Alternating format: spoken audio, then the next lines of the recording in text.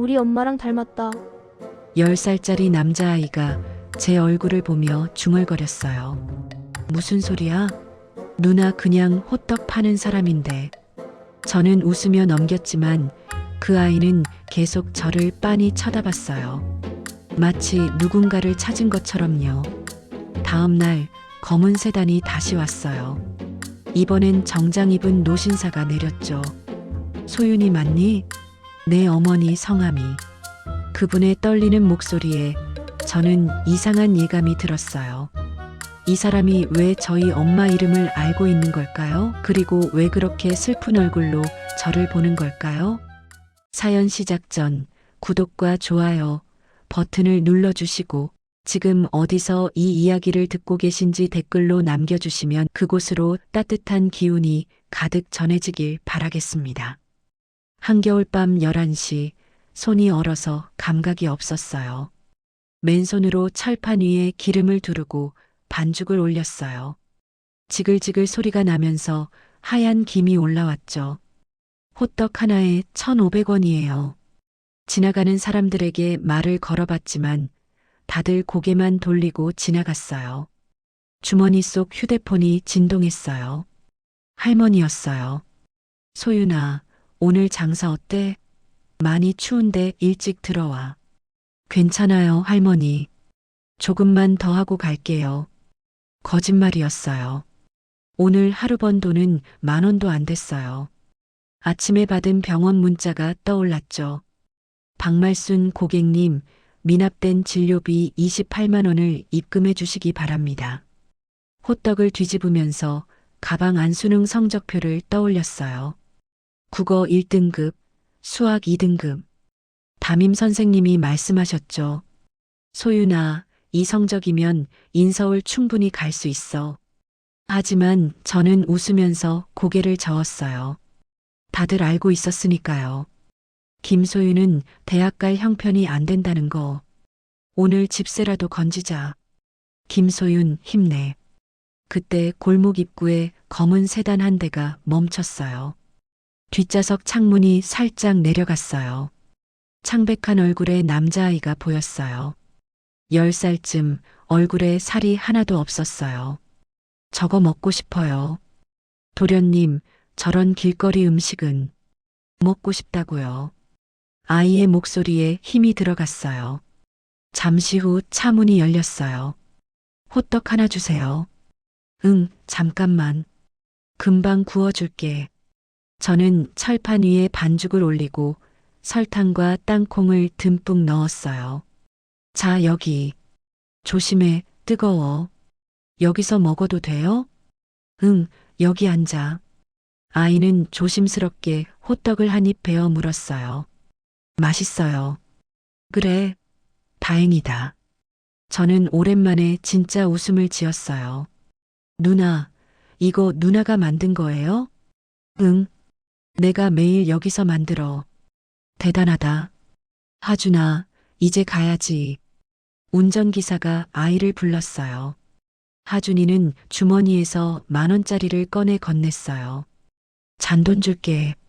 아니에요. 괜찮아요. 맛있었어요. 정말로요. 차가 떠나고 저는 손에 든 10,000원짜리를 내려다봤어요. 호떡 하나에 10,000원을 준 거예요. 이상한 애네. 하지만 기분이 나쁘지 않았어요. 오늘 처음으로 누군가 제 호떡을 맛있다고 말해줬으니까요. 다음 날 저녁 바람이 어제보다 덜 불었어요. 저는 목도리와 모자를 벗고 머리를 뒤로 묶었어요. 호떡 사세요. 6시쯤 익숙한 검은 세단이 나타났어요. 누나, 어제 그 아이 하준이가 내렸어요. 또 왔어? 네. 오늘도 호떡 먹고 싶어서요. 하준이는 어제보다 밝은 표정이었어요. 금방 구워줄게. 철판에 반죽을 올리자 하준이가 신기한 듯 구경했어요. 누나, 너희 집 멀어? 강남이요. 여기서 1시간은 걸리겠네? 40분이요. 저는 속으로 놀랐어요. 40분이나 와서 호떡 먹으러 오다니. 자, 됐다. 하준이는 조심스럽게 한 입 베어 물었어요. 역시 맛있어요. 그때 하준이가 고개를 들어 제 얼굴을 빤히 쳐다봤어요. 왜? 내 얼굴에 뭐 묻었어? 하지만 하준이는 계속 저를 보고 있었어요. 우리 엄마랑 닮았다. 뭐? 누나 우리 엄마랑 진짜 많이 닮았어요.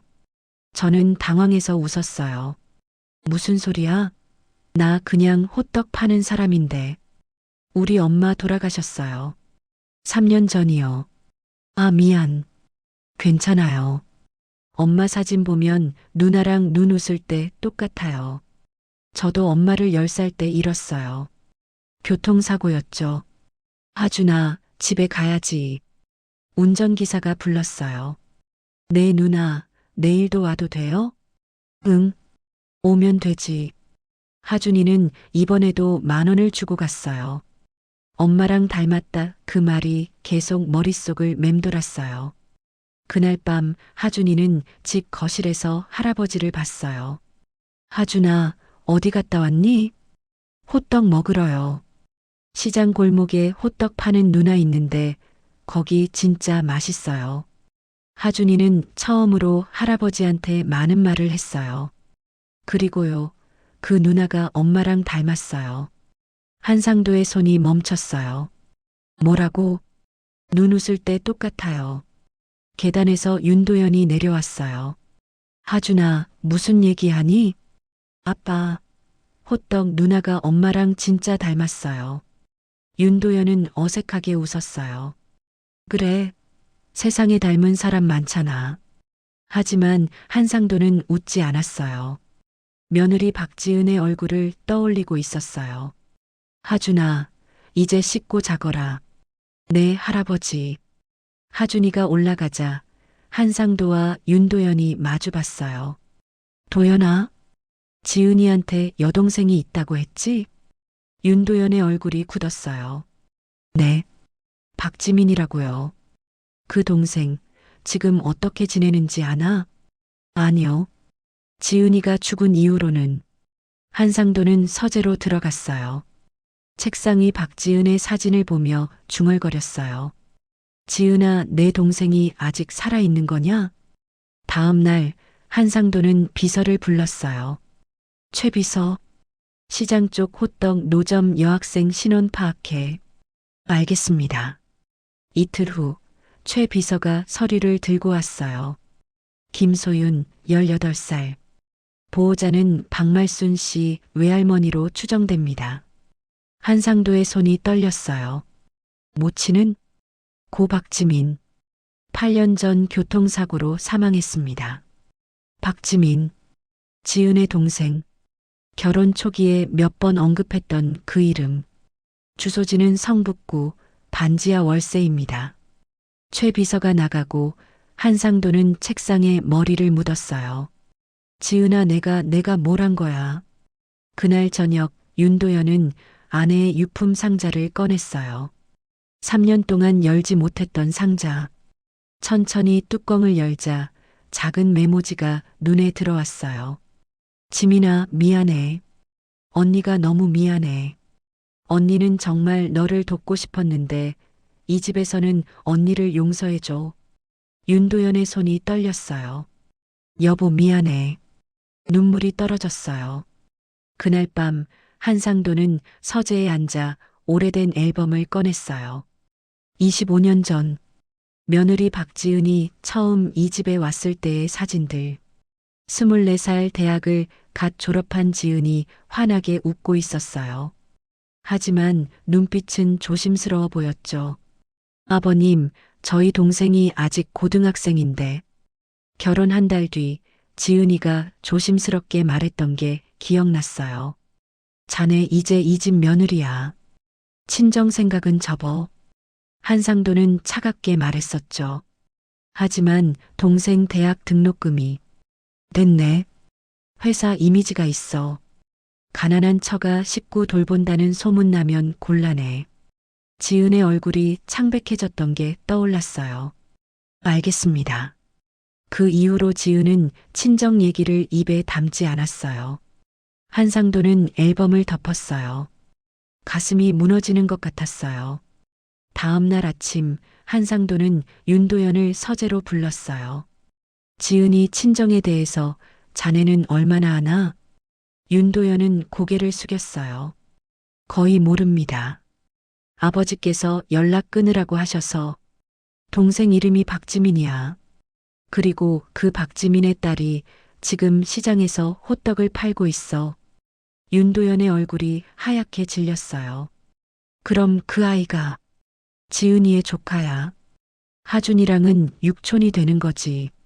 한상도는 조사보고서를 건넸어요. 김소윤 18세, 모 박지민 사망, 외조모 박말순과 거주, 반지하 월세, 미납병원비 다수. 이게 다 우리 잘못이에요. 윤도현의 목소리가 갈라졌어요.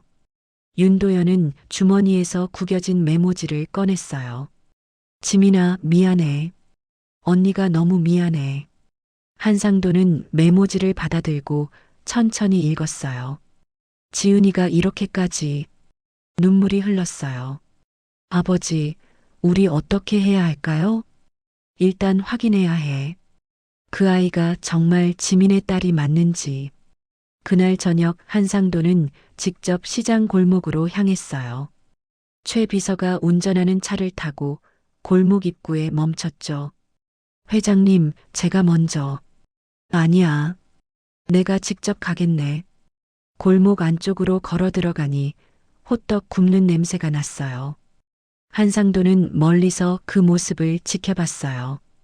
얼어붙은 손으로 반죽을 뒤집는 여학생. 그 옆모습이 너무나 지은이를 닮았어요. 20대 초반 아르바이트 하던 지은이의 모습. 지은아, 이 아이가 내가 그렇게 걱정하던 동생의 딸이구나. 그는 천천히 다가가려 했어요.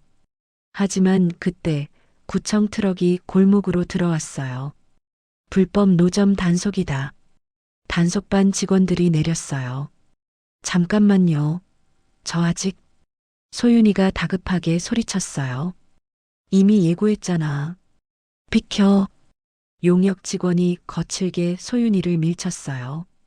으악. 소윤이가 바닥에 넘어졌어요. 한상도는 주먹을 꽉 쥐었어요. 안 돼, 또 내가 가만히 있으면 안 돼. 그는 빠른 걸음으로 달려갔어요. 지금 뭐 하는 거요? 한상도의 목소리가 울렸어요. 누구세요? 최 비서. 최 비서가 명함을 건넸어요. 팀장은 명함을 보더니 얼굴이 굳었어요. 해명그룹? 이 노점상 관련된 모든 문제는 저희가 처리하겠습니다. 당장 손 떼십시오. 단속반이 물러섰어요. 한상도는 소윤이에게 다가갔어요. 소윤이 맞니? 네. 제 이름을 어떻게 해? 내 어머니 성함이 박지민이시지? 소윤이의 눈이 커졌어요. 어떻게 저희 엄마 이름을? 지민이는 내 며느리 지은이의 동생이야. 그리고 너는 내 손자 하준이의 육촌 누나가 되는구나. 소윤이는 이해할 수 없었어요. 저는 미안하다. 정말 미안하다. 한상도는 고개를 깊이 숙였어요. 주변 사람들이 수군거렸어요. 할아버지 일어나세요. 사람들이 다 보잖아요. 너희 할머니는 어디 계시니? 병원에 입원하셨어요. 그런데 왜? 안내해 줄 수 있겠니? 할머니를 뵙고 싶구나. 소윤이는 혼란스러웠지만 고개를 끄덕였어요. 그리고 그날 밤 모든 진실이 밝혀지기 시작했어요. 사실 그날은 구청 단속이 예고된 날이 아니었어요. 제가 받은 예고장은 일주일 뒤였거든요. 그런데 갑자기 단속반이 들이닥친 거예요. 불법 노점 전부 치워. 오늘 재개발 구역 최종 점검 날이야. 팀장이 확성기를 들고 소리쳤어요. 잠깐만요. 저 일주일 뒤라고 들었는데요. 일정 변경됐어. 몰랐으면 내 잘못이지. 그래도 이건 너무하잖아요. 저는 호떡틀 앞을 막아섰어요. 이게 부서지면 저는 정말 아무것도 할 수 없었어요. 비켜. 안 비키면 강제로 치울 거야. 용역 직원 2명이 다가왔어요. 싫어요. 이게 저희 전 재산이에요. 저는 철판을 꽉 붙잡았어요. 뜨거웠지만 놓을 수 없었어요. 야, 이해 좀 떼어내. 용역 직원이 제 팔을 잡아당겼어요. 아파요. 놓으세요. 빨리 안 비켜. 그 순간 저는 거칠게 밀렸어요. 으악! 바닥에 넘어지면서 손이 기름 웅덩이에 빠졌어요. 뜨겁고 끈적한 게 손바닥에 묻었죠. 소윤아? 할머니 목소리가 들렸어요. 할머니? 할머니는 병원에 있어야죠. 할머니가 지팡이를 짚고 골목 입구에 서 계셨어요. 숨이 차서 말도 제대로 못 하시는데 억지로 나오신 거예요. 우리 손녀 건드리지 마. 할머니, 돌아가세요. 제가 처리할게요. 안 돼. 내가 얼마나 힘들게 이거 장만했는데. 할머니의 눈에 눈물이 고였어요. 그 사이 용역 직원들은 제 호떡틀을 트럭에 싣기 시작했어요. 안 돼요. 그거 내려놔요. 저는 다시 일어나 달려갔어요. 하지만 다른 직원이 저를 막았죠. 애들은 가만히 있어. 철판이 트럭 바닥에 떨어졌어요. 쿵. 반죽 그릇도 떨어졌어요. 깨지는 소리가 들렸어요. 아, 안 돼. 저는 주저앉고 말았어요. 그때였어요. 검은 세단이 골목 입구에 멈춰 섰어요. 차 문이 열리고 정장 입은 노신사가 내렸어요. 어제 하준이네 할아버지라고 하시던 분. 그 뒤로 또 다른 차가 왔어요. 하준이와 하준이 아버지가 내렸죠. 지금 뭐 하는 거요?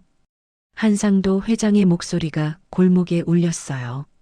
단속반 팀장이 돌아봤어요. 누구세요? 관계자예요? 최 비서. 정장 입은 남자가 앞으로 나섰어요. 명함을 건넸죠. 팀장은 명함을 보더니 얼굴이 하얗게 질렸어요. 해명그룹 한상도 회장님? 이 노점상 관련된 모든 법적, 금전적 문제는 저희가 책임지겠습니다. 당장 손 떼십시오. 최 비서의 목소리는 차갑고 단호했어요. 하지만 이건 구청 지시 사항이라. 구청장 직통으로 전화하시겠습니까? 아니면 지금 당장 물러나시겠습니까? 단속반 직원들이 서로 눈치만 보다가 결국 트럭에 올라탔어요. 오늘은 이만 철수하겠습니다. 트럭이 떠나갔어요. 저는 바닥에 주저앉은 채 그 모습을 멍하니 바라봤어요. 한상도 회장이 천천히 제게 다가왔어요. 괜찮니? 네. 저는 고개를 끄덕였어요. 하지만 손이 떨렸어요. 손 다쳤구나. 최 비서, 차의 구급상자. 예, 회장님. 한상도 회장은 직접 무릎을 꿇고 앉아 제 손을 살폈어요. 할아버지, 저 괜찮아요. 일어나세요. 아니야. 이건 내가 해야 해. 그는 조심스럽게 제 손에 묻은 기름을 닦아내고 화상 연고를 발라주셨어요. 주변 사람들이 수군거리기 시작했어요. 저 사람 해명그룹 회장 아냐? 맞는 것 같은데? 근데 왜 저기서? 저 애랑 무슨 관계래? 한상도 회장은 주변 사람들을 돌아보며 입을 열었어요. 여러분께 말씀드립니다. 목소리가 떨렸어요. 이 아이는 제 며느리의 조카입니다. 그리고 저는 20년 넘게 이 아이 가족을 외면했습니다. 사람들이 웅성거렸어요. 할머니가 지팡이를 짚고 다가왔어요. 당신이 지은이 시아버지? 박말순 어르신이십니까? 한상도 회장은 할머니를 보며 고개를 숙였어요. 죄송합니다. 정말 죄송합니다. 할머니는 한상도를 노려봤어요. 죄송하긴. 당신네 집안이 우리 지은이를 얼마나 괴롭혔는데 동생 돕지도 못하게 하고 친정 오지도 못하게 하고 알고 계셨습니까? 당연히 알지. 지은이가 몰래 찾아와서 울면서 말했어. 시댁에서 친정 신경 쓰지 말래. 가난한 친척 있는 거 부끄럽대. 할머니의 목소리가 떨렸어요. 그래서 우리 지민이가 언니한테 패 끼칠까봐 스스로 연락 끊었어. 언니 잘 살아야 한다고. 그렇게 말하면서 혼자 아파했다고. 죄송합니다. 죄송하다고 다야? 우리 지민이 과로로 쓰러져서 죽었어. 병원비 없어서 제때 치료도 못 받고 당신네가 조금만 도와줬어도 안 죽었어. 할머니가 소리쳤어요. 저는 처음 듣는 얘기였어요. 할머니 그게 무슨. 소윤아, 너도 이제 알아야 해. 할머니는 제 어깨를 붙잡았어요. 내 엄마 교통사고로 죽은 거 아니야. 과로로 쓰러졌어. 3년 동안 하루에 16시간씩 일했거든. 너 학비 벌려고, 내 병원비 벌려고. 엄마가, 그리고 내 이모가 있었어. 박지은, 해명그룹 며느리였지. 근데 시댁에서 친정 신경 쓰지 말래서 우리 못 도와줬어. 저는 눈앞이 캄캄했어요. 그럼 엄마는? 그래. 해명가 때문에 죽은 거나 마찬가지야. 한상도는 할머니 앞에 무릎을 꿇었어요. 용서해 주십시오. 제가 잘못했습니다. 용서? 이제 와서 무슨 용서야? 할머니가 소리쳤어요. 하준이가 아버지 뒤에 숨어서 그 광경을 지켜보고 있었어요. 눈에 눈물이 가득했죠. 윤도현이 앞으로 나섰어요. 어르신, 저도 용서를 구합니다. 저도 아내를 제대로 지켜주지 못했습니다. 당신은 지은이 남편? 예. 윤도현입니다. 할머니는 윤도현을 보며 눈물을 흘렸어요. 지은이가 당신 많이 사랑했어. 그런데 당신은 지은이를 지켜주지 못했잖아. 죄송합니다. 이제 와서 미안하다고 하면 뭐해. 다 죽었는데. 저는 그 자리에서 일어났어요. 그만하세요, 다들. 제 목소리가 떨렸어요. 할머니도, 그분들도. 이제 그만하세요. 소윤아, 저 이제 알았어요. 우리 엄마가 왜 그렇게 힘들게 사셨는지, 그리고 왜 할머니가 밤마다 누군가 이름 부르며 우셨는지. 저는 한상도 회장을 봤어요. 전 할아버지를 용서 못해요. 지금 당장은요. 알겠다. 하지만 하준이는 잘못 없잖아요. 그 애한테는 잘해주세요. 그리고 저는 골목을 빠져나갔어요. 뒤에서 할머니가 부르는 소리가 들렸지만 저는 멈추지 않았어요. 눈을 떴을 때 천장이 낯설었어요. 하얀 천장, 소독약 냄새, 그리고 규칙적인 기계음. 병원? 저는 천천히 몸을 일으키려 했어요. 그런데 손에 링거 바늘이 꽂혀 있었죠. 깨어났구나. 옆에서 목소리가 들렸어요. 할머니였어요. 할머니? 할머니는 왜 여기? 너 쓰러졌어. 어젯밤에. 제가요? 응.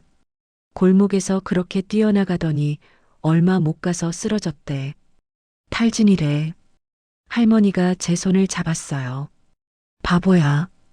밥도 제대로 안 먹고 잠도 안 자고 그렇게 버티면 어떡해. 할머니. 그때 병실 문이 열렸어요. 한상도 회장과 윤도현이 들어왔어요. 저는 돌아눕고 싶었지만 할머니가 제 손을 꽉 잡고 계셨어요.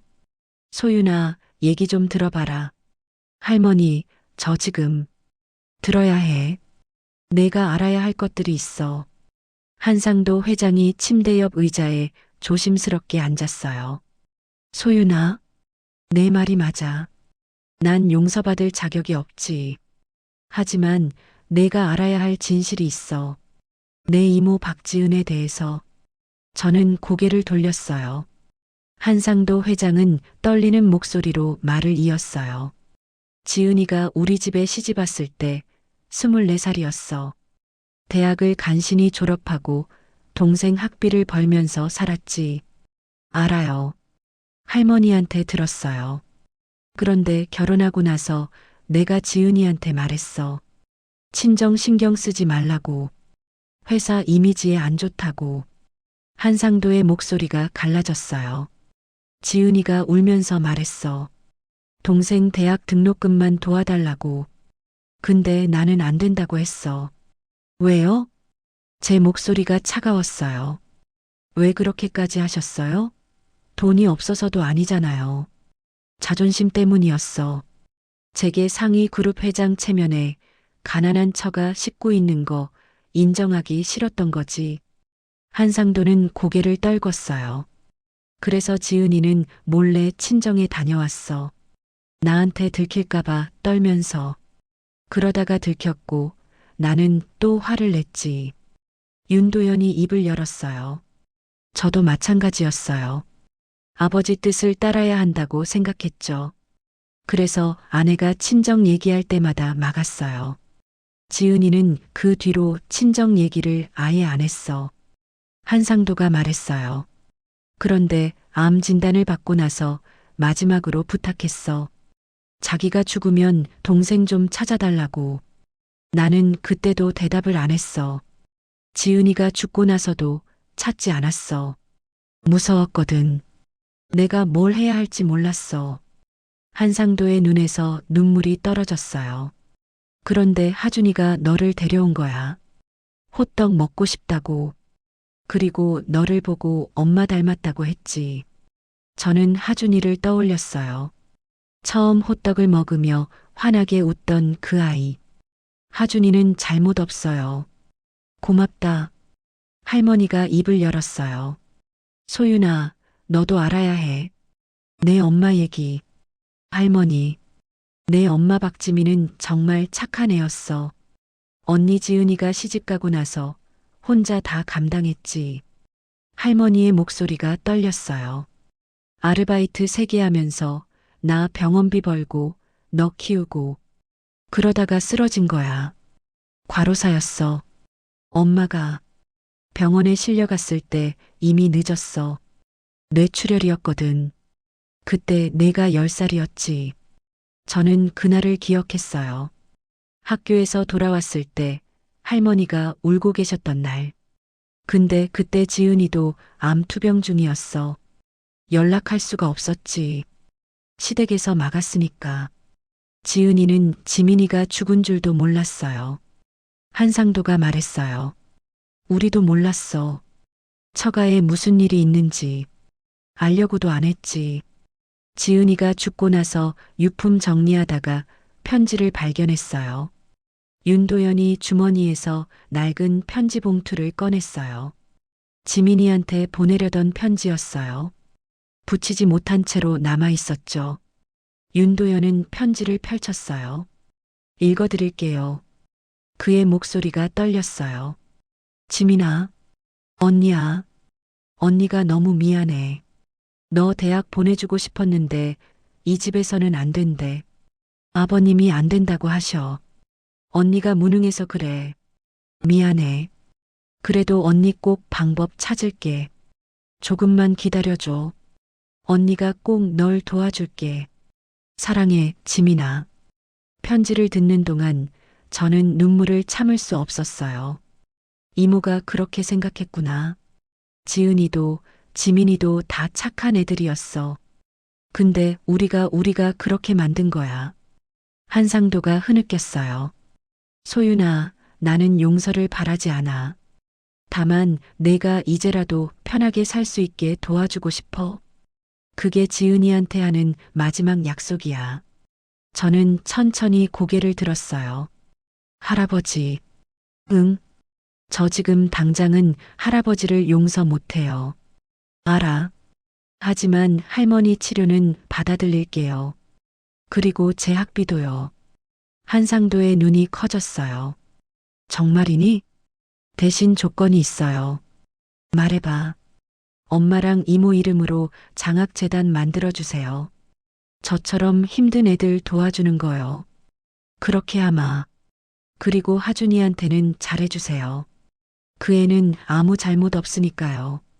그건 당연하지. 저는 창밖을 봤어요. 햇빛이 들어오고 있었어요. 할머니, 저 이제 괜찮아요. 정말이니? 네. 엄마랑 이모가 원했던 거 해드릴게요. 대학도 가고 할머니 치료도 받게 하고 할머니가 제 손을 꽉 잡았어요. 우리 소윤이가 이렇게 컸네. 한상도 회장이 일어섰어요. 소윤아, 오늘부터 내 할머니는 우리 병원 VIP 병동으로 옮길 거야. 최고 의료진이 치료할 거고. 감사합니다. 그리고 너도 여기서 좀 쉬어라. 학교는 내가 연락해 둘게. 네. 문이 닫히고 저는 할머니와 단둘이 남았어요. 할머니, 전 잘할 수 있을까요? 당연하지. 너는 지민이 딸이잖니. 우리 지민이처럼 강한 애야. 저는 할머니 품에 안겼어요. 그리고 처음으로 오랜만에 편하게 울었어요. 일주일 후 할머니는 해명그룹 계열 병원 VIP 병동으로 옮겨졌어요. 저는 할머니를 휠체어에 태우고 넓고 깨끗한 병실로 들어갔어요. 세상에 이런 데서 입원하는 거야? 할머니가 눈을 동그랗게 뜨셨어요. 창문 너머로 서울 시내가 한눈에 보였고 병실엔 소파와 TV, 심지어 작은 냉장고까지 있었어요. 박말순 환자분이시죠? 저는 담당 주치의 김민준입니다. 젊은 의사가 들어와 인사했어요.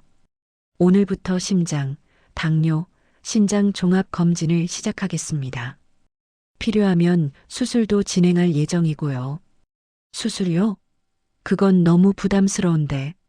어르신, 걱정 마세요. 모든 비용은 처리됐습니다. 의사가 미소 지으며 말했어요.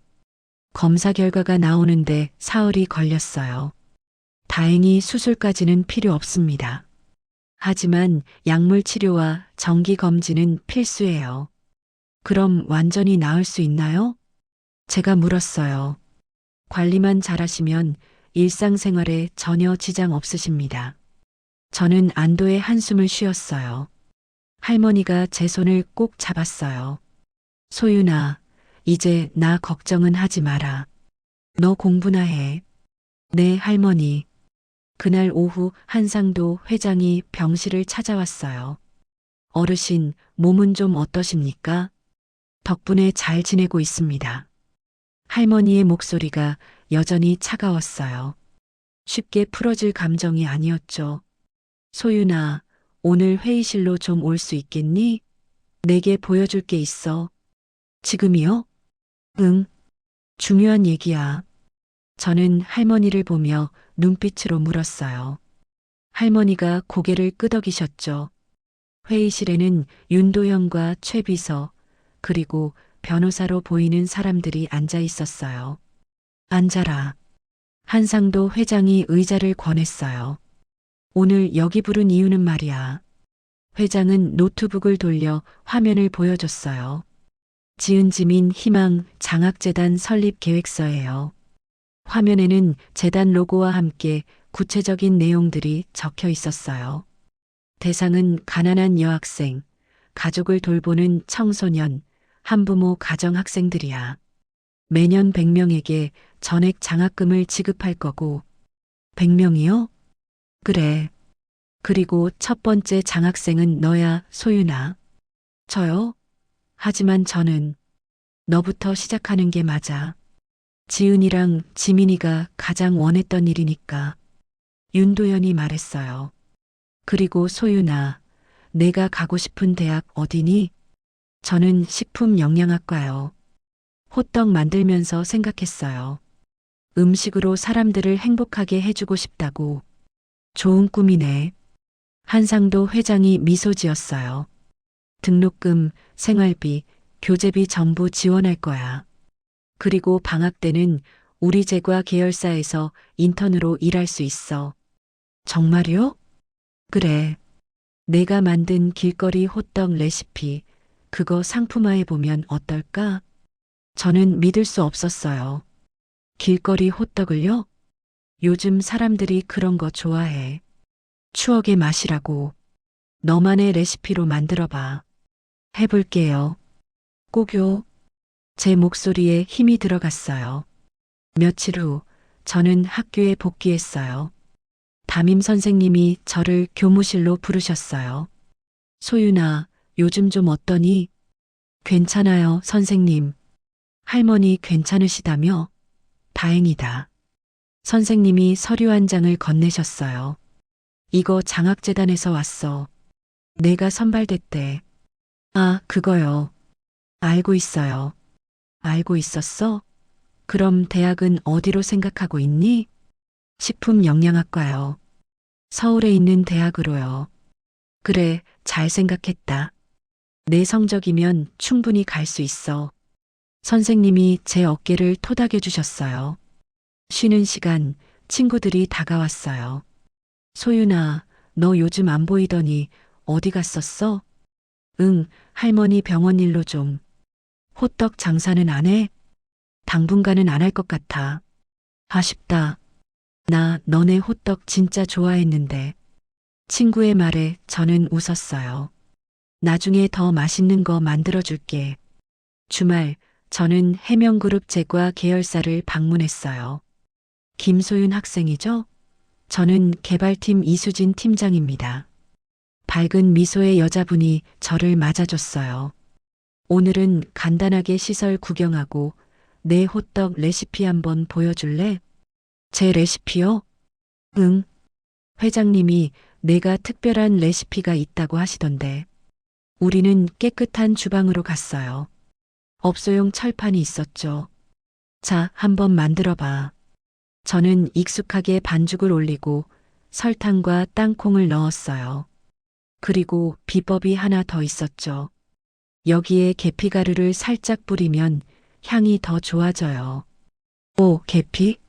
네. 그리고 여기 끝에 꿀을 조금 발라주면 겉은 바삭하고 속은 쫄깃해요.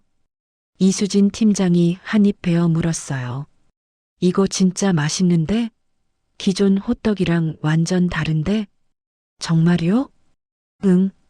이거 상품화하면 대박 날 것 같은데. 소윤아, 너 천재 아니야? 저는 얼굴이 빨개졌어요. 한 달이 지났어요. 할머니는 꾸준히 치료를 받으며 많이 좋아지셨어요. 휠체어 없이도 걸을 수 있게 됐죠. 저는 주말마다 회사에서 인턴으로 일하며 제 호떡 레시피를 다듬었어요. 그리고 어느 날 하준이가 찾아왔어요. 누나, 하준아 왔어? 누나, 이거 봐. 편의점에 나왔어. 하준이가 봉지 하나를 들고 있었어요. 소윤이네 할머니 호떡 마이너스 지은 지민 재단 협력 상품. 제 이름이 적혀 있었어요. 세상에. 누나 만든 거 맞지? 진짜 맛있어. 하준이가 환하게 웃었어요. 회장님이 수익금 일부는 재단으로 간대. 그럼 더 많은 애들 도와줄 수 있대. 하준아, 고마워. 뭐가? 나는 그냥 누나 호떡 먹으러 온 건데. 하준이는 예전보다 훨씬 밝아져 있었어요. 밥도 잘 먹고 친구들도 사귀었대요. 누나 덕분이야. 내가 뭘 했다고. 누나가 호떡 먹여줘서 나 다시 웃을 수 있게 됐어. 엄마 생각나지만 이제는 슬프지만은 않아. 저는 하준이를 꼭 안아줬어요. 너도 잘 지내야 해, 하준아. 응, 누나도. 그날 저녁 할머니 병실에서 함께 호떡을 먹었어요. 이 맛이 세상 제일이라니까. 할머니가 웃으며 말씀하셨어요. 할머니, 이제 괜찮을 것 같아요. 그래, 우리 이제 괜찮을 거야. 창밖으로 노을이 지고 있었어요. 따뜻한 겨울이었어요. 1년이 지난 겨울이었어요. 소윤 누나, 호떡 하나 더 주세요. 나도요. 아이들이 손을 번쩍 들며 소리쳤어요. 저는 웃으며 철판 위에 반죽을 하나 더 올렸어요. 지글지글 소리가 나자 아이들이 신기한 듯 눈을 반짝였죠. 자, 잠깐만 기다려. 금방 구워줄게. 오늘은 지은지민 희망 장학재단의 첫 봉사활동 날이었어요. 성북구에 있는 보육원 아이들에게 호떡을 나눠주는 거였죠. 누나, 나 도와줄까? 하준이가 앞치마를 두르고 옆에서 섰어요. 그래, 하준아. 여기 설탕 좀 뿌려줘. 이 정도면 돼? 완벽해. 하준이는 이제 11살이 됐어요. 키도 많이 컸고 얼굴에도 살이 올랐죠. 무엇보다 눈빛이 밝아졌어요. 누나, 나 요즘 학교에서 친구들한테 호떡 만드는 법 가르쳐 줬어. 정말? 애들이 좋아하던? 응, 다들 진짜 신기해했어. 나도 누나처럼 요리사 되고 싶어. 그래. 그럼 누나가 나중에 많이 가르쳐 줄게. 저는 하준이 머리를 쓰다듬었어요. 자, 됐다. 조심해, 뜨거워. 호떡을 봉지에 담아 아이들에게 나눠줬어요. 와, 맛있어. 이거 진짜 달콤해요. 또 올 거죠? 호떡 누나? 아이들이 달라붙었어요. 그럼 또 올게. 약속? 멀리서 할머니가 벤치에 앉아 그 모습을 지켜보고 계셨어요. 예전처럼 휠체어를 쓰지 않으셔도 됐어요. 꾸준한 치료 덕분이었죠. 할머니, 호떡 드세요. 제가 하나를 가져다 드렸어요. 그래, 우리 소윤이가 만든 거니까 맛있겠네. 할머니가 한 입 베어 물으셨어요. 역시 이 맛이야. 내 엄마가 만들던 그 맛. 엄마도 호떡 만드셨어요? 그럼, 내가 어렸을 때 자주 만들어 주셨지. 넌 기억 못하겠지만, 저도 어렴풋이 기억나는 것 같아요. 따뜻하고 달콤한 냄새. 그래, 그거야. 내 엄마 손맛. 할머니가 제 손을 잡았어요. 오후 3시 봉사활동이 끝났어요. 보육원 원장 선생님이 저희를 식당으로 안내했어요. 오늘 정말 감사합니다. 아이들이 얼마나 좋아했는지 몰라요. 아니에요. 저희가 더 감사하죠. 한상도 회장이 대답했어요. 이렇게 좋은 일 할 수 있게 해주셔서요. 한상도 회장은 요즘 많이 변하셨어요. 예전처럼 냉정한 모습은 사라지고 웃는 얼굴이 많아졌죠. 소윤아, 대학 생활은 어때? 좋아요. 교수님들도 좋으시고 친구들도 잘 사귀었어요. 다행이네. 실습은 다음 학기부터 본격적으로 시작해요. 제 과점에서 인턴도 계속할 거고요. 그래, 열심히 해라. 내 꿈 꼭 이루길 바란다. 윤도현이 말했어요. 아저씨, 요즘 회사 일은 괜찮으세요? 응, 바쁘긴 한데 이제는 일만 하지 않으려고 해. 하준이랑 시간도 많이 보내고 하준이 정말 밝아졌어요. 다 내 덕분이야. 내가 없었으면 하준이는 지금도 아무것도 안 먹고 있었을 거야. 식사를 마치고 우리는 재단 로비로 이동했어요. 벽면에는 큰 사진이 걸려 있었어요. 박지은과 박지민의 젊은 시절 사진이었죠. 지은지민 희망 장학재단 마이너스 따뜻한 손길로 내일을 밝힙니다. 저는 사진 속 이모와 엄마를 올려다봤어요. 엄마, 이모. 저 잘하고 있죠? 한상도 회장이 옆에 섰어요. 지은아, 지민아. 그의 목소리가 떨렸어요. 늦게나마 이렇게라도 조금은 용서해 줄 수 있겠니? 회장의 눈에서 눈물이 흘렀어요. 저는 회장의 손을 잡았어요. 할아버지, 엄마랑 이모가 기뻐하실 것 같아요. 정말? 네. 이제 많은 아이들이 도움받잖아요. 엄마랑 이모 이름으로요. 고맙다, 소윤아. 내가 용서해줘서. 저도 처음에는 화났어요. 정말 많이요. 근데 이제는 알겠어요. 할아버지도 아저씨도 후회하고 계시다는 거요. 소윤아. 그리고 하준이가 너무 좋은 애잖아요. 그 애 보면 화가 안 풀려요. 우리는 함께 웃었어요. 자, 다들 사진 찍을까요? 최 비서가 카메라를 들고 왔어요. 여기 서세요. 할머니도요, 하준이도. 우리는 재단 로비에서 함께 섰어요. 한상도 회장, 윤도현 할머니, 하준이, 그리고 저. 피가 다 섞인 가족은 아니었어요. 하지만 겨울을 함께 이겨낸 사람들이었죠. 자, 웃으세요. 하나, 둘, 셋. 찰칵. 사진이 찍혔어요. 그날 저녁 저는 혼자 옥상에 올라갔어요. 서울 시내가 한눈에 보였어요. 불빛들이 반짝이고 있었죠. 엄마. 저는 하늘을 올려다보며 중얼거렸어요. 저 이제 괜찮아요. 할머니도 건강해지셨고 저도 대학 다니고 있어요. 찬바람이 불었어요. 하지만 예전처럼 춥지 않았어요.